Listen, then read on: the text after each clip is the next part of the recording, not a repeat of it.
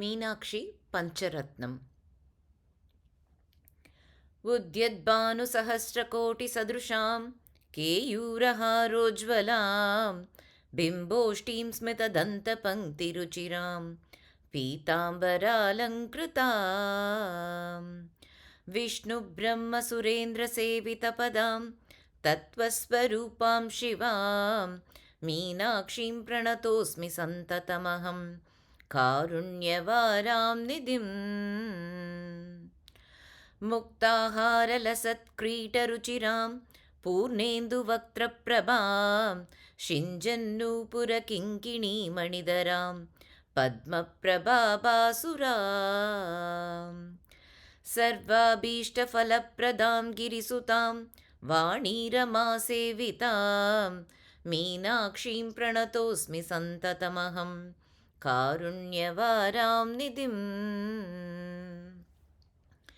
श्रीविद्यां शिववामभागनिलयां ह्रीङ्कारमन्त्रोज्ज्वलां श्रीचक्राङ्कितबिन्दुमध्यवसतीं श्रीमत्सभानायकीं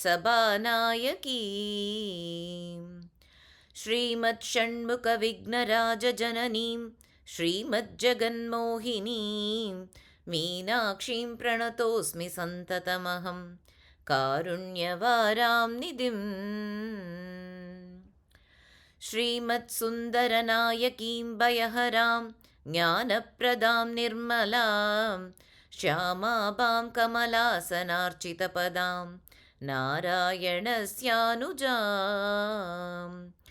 वीणावेणुमृदङ्गवाद्यरसिकां नानाविधामम्बिकां मीनाक्षीं प्रणतोऽस्मि सन्ततमहं कारुण्यवारां निधिम्।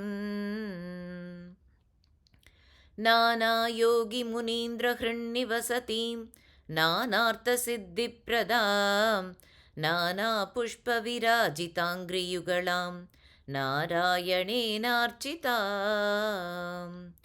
नादब्रह्ममयीं परात्परतरां नानार्थतत्त्वात्मिकां मीनाक्षीं प्रणतोऽस्मि सन्ततमहं कारुण्यवारां निधिम्।